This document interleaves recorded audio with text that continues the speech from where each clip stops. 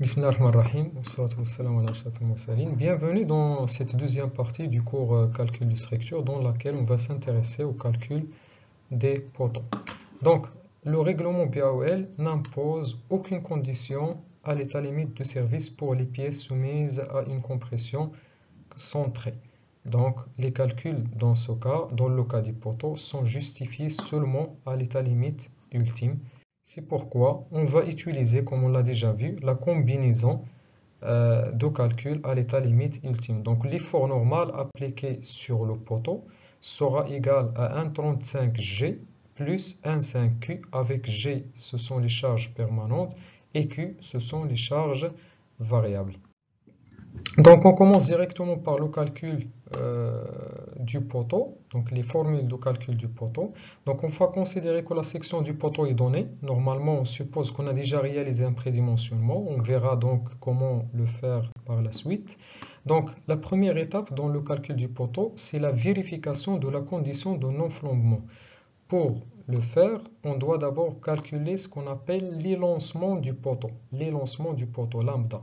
Donc lambda égale LF divisé par I. Donc LF c'est la longueur de flambement et I c'est le rayon de gyration que vous avez déjà vu au niveau de la RDM. Au niveau de la RDM, et là, vous notez le rayon de gyration R.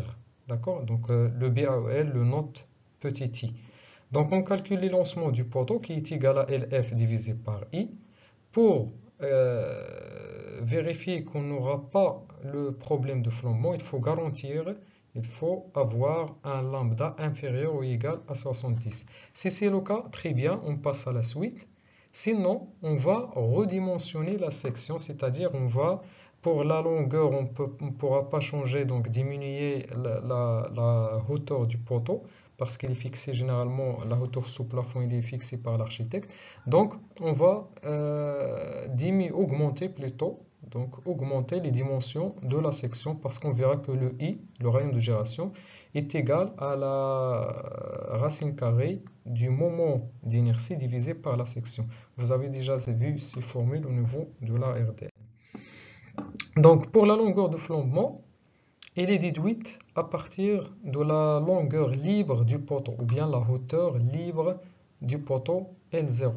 Donc, cette hauteur-là, pour un poteau du rez-de-chaussée, comme vous le connaissez, le poteau il se calcule par niveau par niveau. Donc, pour les poteaux de rez-de-chaussée, sa longueur libre commence dès la partie supérieure de la semelle jusqu'à la partie supérieure du plancher suivant. C'est-à-dire, par exemple, pour un bâtiment avec rez-de-chaussée, la longueur libre du poteau du rez-de-chaussée, c'est à partir de la partie supérieure de la semelle jusqu'à la partie supérieure du plancher haut du rez-de-chaussée. Et pour un poteau d'étage, sa hauteur libre commence dès la partie supérieure du plancher jusqu'à la partie supérieure du plancher suivant. Donc, à partir de cet L0, normalement, la longueur de flambement LF sera égale, donc il sera calculé en fonction de L0 selon les liaisons du poteau. D'accord? Normalement, pour un poteau, que ce soit du rez-de-chaussée ou bien un poteau d'étage, il est ancré dans la dalle, ou bien pour le rez-de-chaussée dans la semelle, dans sa partie inférieure. C'est-à-dire, en principe, on aura ce cas, un encastrement dans les deux cas, mais pour des raisons de sécurité, on va considérer que une de ces liaisons est une articulation, seulement pour la sécurité. C'est-à-dire, pour la longueur de flambement, on va finalement trouver LF égale à 0,707 L0. Donc, pour faciliter, on va considérer toujours que LF, donc là je m'excuse, j'utilise la souris, égale toujours à 0,7 fois L0 pour faciliter les calculs, ou bien vous pouvez carrément prendre 0,707 L0. En ce qui concerne le rayon de gyration, donc il est là. Normalement, le rayon de gyration, vous l'avez déjà vu en RDM, donc petit i égale la racine carrée du moment d'inertie minimale de la section divisé par BB, c'est la section. la section, la valeur de la section pour, par exemple, ici, une section rectangulaire. Donc, le B, donc il est là, égale petit a fois petit b. Donc, la largeur fois la longueur de la section. Donc, pour une section rectangulaire de largeur petit a, de longueur petit b, donc l'élancement, le I d'abord, donc le rayon de gération, égale à petit a, la petite dimension, la largeur, divisé par 2 racine 3. Ça, c'est déjà vu en RDM. Donc, le lambda sera égal à 2 racine 3 fois LF divisé par la largeur, toujours. Donc, vous allez utiliser toujours cette valeur pour l'élancement si vous avez une section rectangulaire. Directement, vous pouvez venir directement utiliser cette formule sans démonstration. Même chose si vous avez un poteau circulaire, donc le rayon de gération sera égal à D, le diamètre divisé par 4. Donc automatiquement l'élancement lambda sera égal à 4 LF divisé par le diamètre. Et bien sûr, ces deux valeurs, il faut garantir, vérifier qu'elles sont inférieures ou égales à 70 pour éviter le flambage. Voilà, donc après avoir vérifié la condition d'un non-flambement, on passe au calcul de ce qu'on appelle le coefficient du flambage. Il est noté alpha et il se calcule en fonction de lambda, de l'élancement qu'on vient de calculer. Donc si la valeur de l'élancement est inférieure ou égale à 50, on va utiliser cette relation. Donc 0,85 divisé par 1 plus 0,2 facteur de lambda divisé par 35 au carré.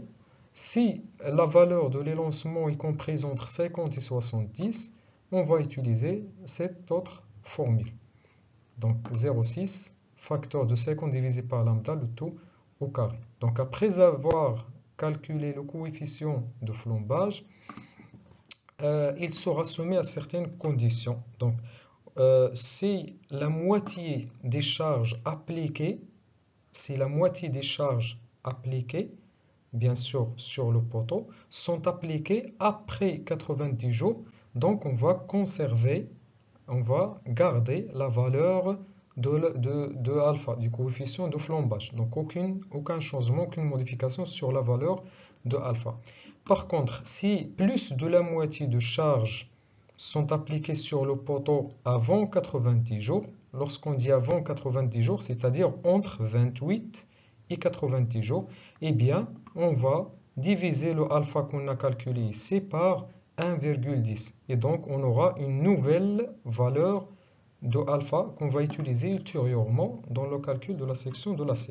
Si la majorité, cette fois, des charges sont appliquées à un âge qui est inférieur à 28 jours, c'est un cas donc rare, la nouvelle valeur donc de alpha sera l'ancienne valeur qu'on a calculée à partir d'une de ces relations divisée par 1,20. Donc toujours vous aurez au niveau des données de l'exercice une indication sur la durée d'application de la majorité des charges. Généralement, on va travailler par l'un des deux premiers, soit avant 90 jours, donc on divise l'ancien alpha, valeur de alpha par 1,10. Sinon, donc on va garder, si la majorité des charges sont appliquées après 90 jours, on va garder la valeur de alpha. Donc on verra, on va utiliser ce alpha dans le calcul de la section de l'acier. Puis on passe au calcul de ce qu'on appelle BR, la section réduite. BR, c'est la section réduite. Normalement, la section de l'acier, il est là. Donc il est noté B, comme on vient de le voir. Il est noté B. Et il est égal, par exemple, à petit a fois petit b. La petite dimension fois la grande dimension. Petit a fois petit b. Mais bien sûr, sur cette section, le BAOL donc, effectue une certaine sécurité. Donc, au lieu de travailler par petit a plus fois petit p, il va travailler par une autre section réduite, donc en enlevant 1 cm sur tout le contour de la section B. Donc, on va trouver une autre section qu'on appelle section réduite, donc le petit r, c'est-à-dire réduite, égale à petit a moins 0,02 avec petit a en mètres, c'est parce que là on a 2 cm. La nouvelle section, donc la nouvelle largeur, c'est le petit a, la largeur initiale, moins 1 cm de part et d'autre. La même chose, la nouvelle longueur, c'est le petit b qui est l'ancien petit b, moins 1 cm de part et d'autre. Donc on aura petit a moins 0,02 fois petit b moins 0,02. Voilà, et finalement on va venir calculer la section, ce qu'on appelle la section théorique de l'acier. La section théorique de l'acier, donc il doit être supérieur ou égal à NU, c'est l'effort normal qu'on vient de calculer, qui est égal à 1,35G plus 1,5Q, divisé par alpha, le coefficient de flambage qu'on vient de calculer, moins BR, donc elle est là, aussi, donc c'est déjà calculé, FC28, la résistance caractéristique du béton à la compression, c'est une donnée, 0,9 gamma B, ce sont des coefficients de sécurité, le gamma B, c'est le coefficient de sécurité du béton, il est égal à 1,5 fois le taux, fois gamma S, c'est le coefficient de sécurité de l'acier, qui est égal à 1,15, et FE, c'est la limite élastique de l'acier, généralement égale à 400 ou bien 500 mégapascal. Bien sûr, en utilisant donc le mètre carré pour la section, le mégapascal pour les résistances, gamma S, gamma B sont des coefficients sans unité. Pour le NU, on va utiliser le méganewton. Comme ça, on aura une section en mètre carré. Voilà, donc après avoir calculé cette section théorique, on va passer au calcul de la section minimale, c'est-à-dire le minimum à mettre, le minimum d'acier à mettre dans la section du béton. Donc cette section minimale sera le max entre deux autres sections, entre deux autres valeurs, bien sûr calculées en mètre carré. Donc 4U, 4U c'est quoi? C'est 4 fois U. Le U, c'est le périmètre du poteau en mètres. Le périmètre du poteau en mètres, donc multiplié par la valeur minimale de la section d'acier par mètre de périmètre qui est égale à 4. Donc le 4U, je donne un exemple. Si j'ai donc une section, donc je m'excuse pour l'écriture, j'utilise la souris. Une section par exemple ici de 20 cm sur 30 cm. Donc la valeur du périmètre, la valeur du périmètre c'est 20 plus 30 plus 20 plus 30. Donc là j'ai 50 plus 50, c'est 1 mètre. Normalement c'est 100 cm, mais bien sûr le périmètre je dois le prendre en mètres. Donc c'est 1 mètre. Le périmètre, la longueur du périmètre, le mouhet, la longueur du périmètre égale 1 mètre. Je le multiplie par 4 cm², donc je vais obtenir 4 cm². Donc cette valeur sera égale à 4 cm². Si j'ai par exemple la valeur du périmètre égale à 2, si j'ai par exemple ici 40 et ici 60, donc j'aurai 2 mètres comme périmètre. Donc je vais multiplier 4 fois 2, ça va donner 8 cm². Donc cette valeur sera égale à 8 cm². Mais dans ce cas, donc, la valeur sera égale à 4 cm². Et bien sûr, l'autre valeur, elle est simple. B, c'est la section, donc petit a fois petit b. Donc, je multiplie, je prends 0,2% de la section, 0,2% de la section du béton qui est égal à la largeur fois la longueur. Donc, ça, c'est simple. Donc, je calcule les deux valeurs et je prends le max entre les deux. Donc, le max entre les deux, c'est la section minimale. Donc, pour la section maximale, c'est tout simplement 5% de la section du béton avec B, la section du béton pour une section rectangulaire de largeur A de longueur B. Donc le grand P égale à petit a fois petit b. Voilà. Donc la section qu'on a calculée, la section théorique, doit être comprise entre la section minimale et la section maximale. C'est-à-dire la section finale qu'on va considérer, c'est là on a mis ici un indice C. Le S bien sûr c'est la C, c'est relatif à la C. Et le C c'est-à-dire la section calculée. Donc la section calculée sera égale le max entre la section théorique qu'on a déjà vue et la section minimale. Donc le max entre les deux. Et puis la section qu'on a obtenue, ASC, doit être bien sûr inférieure à la section maximale. Donc après avoir calculé cette section, donc la section d'acier calculée, on doit choisir une section réelle. Lorsqu'on dit section réelle, c'est-à-dire le nombre et le diamètre des barres. Le nombre et le diamètre des barres d'acier qu'on doit mettre dans la section du béton. Donc pour cela, on utilise le tableau des sections des barres. Donc là, sur les lignes, sur les colonnes plutôt, on a le nombre de barres, 1 barre, 2 barres, 3 barres, jusqu'à 9 barres. Et sur les lignes, on a le diamètre des barres, donc le diamètre 6, 8, 10, jusqu'à 40. Par exemple, donc on suppose, je donne l'exemple, on suppose qu'on a trouvé que la section ASC égale par exemple à 7,5 cm². 7,5 cm². Je m'excuse pour l'écriture, j'utilise la souris. Donc, supposons qu'on doit choisir une section réelle, donc 7,5 cm². Supposons qu'on doit choisir une section réelle. Donc, la première étape, je dois fixer le nombre de barres. Je dois fixer le nombre de barres. Pour les fixer, on doit avoir une symétrie dans les deux côtés. Je considère que ça, c'est la section du poteau. Donc, je dois avoir une symétrie dans ce sens et une autre symétrie dans le sens inverse. C'est-à-dire ce que je dois mettre ici, les armatures que je vais mettre ici, je dois les mettre ici, je dois les mettre sur les autres côtés. Voilà. Donc, supposons qu'on va choisir, par exemple, 4 barres. On suppose qu'on va choisir 4 barres. Donc là, je travaille sur la colonne de 4 barres et puis je survole les diamètres pour arriver à un diamètre qui est à une valeur de section qui est supérieure à la section calculée, supérieure ou égale bien sûr. Donc là, je remarque que là j'ai 6,7. Voilà, donc je remarque que sur la colonne de 4 barres, je vais rencontrer la première valeur qui est supérieure à la valeur calculée 7,5, c'est 8,4. C'est-à-dire, je vais choisir les armatures de diamètre 16. Donc, dans ce cas, la valeur choisie de la section réelle, dans ce cas, sera égale à quoi? Elle sera égale à 4 barres HA, c'est-à-dire la nuance, haute adhérence, le diamètre HA 16.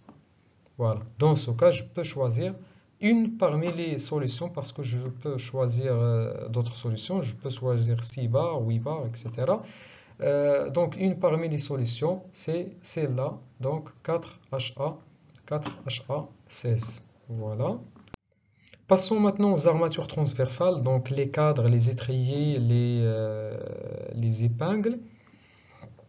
Donc, le rôle principal des armatures transversales est d'empêcher le flambage des aciers longitudinaux. On a déjà parlé du flambement du poteau. Donc, sous l'effet de la compression, on peut avoir le flambage des aciers longitudinaux, c'est-à-dire ils peuvent sortir vers l'extérieur. Pour éviter ça, il faut donc les lier par des cadres, par des armatures transversales. Donc, le calcul du diamètre des armatures transversales doit se faire ainsi. Donc, le diamètre transversal doit être supérieur ou égal au diamètre longitudinal maximal divisé par 3. Lorsqu'on dit ici maximal, parce qu'on peut choisir deux diamètres longitudinal. C'est-à-dire, je peux choisir par exemple 4HA6 plus 2HA12. Donc, ça dépend. Je peux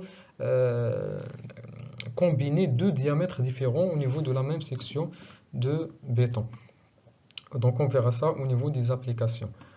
Aussi, pour l'espacement entre ces cadres, je dois calculer, donc, choisir le minimum entre ces valeurs. Donc, 40 cm, c'est l'espacement maximal. Petit a, c'est la largeur plus 10 cm.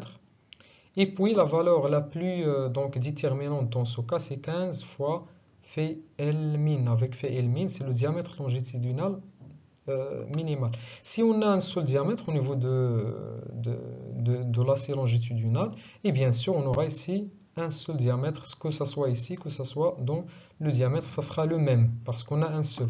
Mais si on a choisi deux diamètres, on va utiliser le max dans le calcul du diamètre transversal et le min dans le calcul de l'espacement.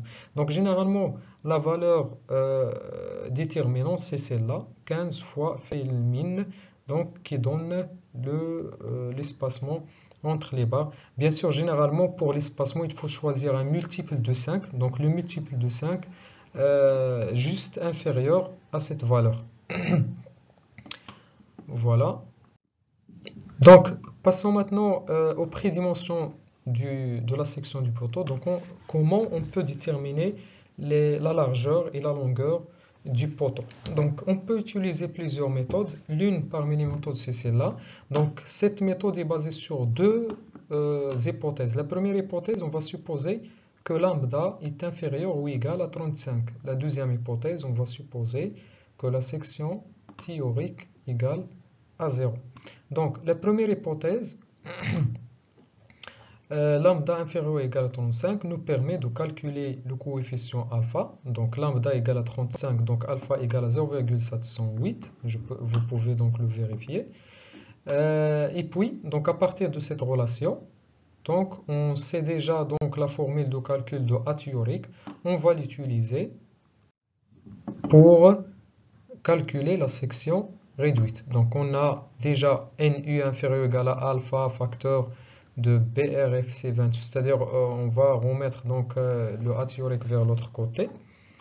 Donc, et on va déduire le BR. Donc on va trouver, vous pouvez le vérifier, un calcul facile, le BR sera supérieur ou égal à 0,9 gamma B fois NU, l'effort normal, divisé par alpha fois FC 28.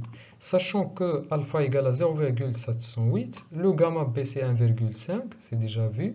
Donc on trouve que BR sera égal à 1,907 NU divisé par alpha fois FC 28. Bien sûr, NU c'est déjà calculé, alpha c'est déjà calculé, il est là, et FC 28 c'est une donnée. Et bien sûr, on peut directement donc déduire BR. Bien sûr, BR il contient à l'intérieur, BR c'est quoi? C'est petit b moins 0,02 fois petit a moins 0,02. Donc à partir de cette relation, de la relation précédente, on peut déduire la valeur de la largeur petit a qui sera compris entre 2 racine 3 LF sur lambda parce qu'on a déjà vu, donc je vais l'écrire ici, on a déjà vu que le lambda sera égal pour une section ici pour une section rectangulaire 2 racine 3 LF divisé par petit a.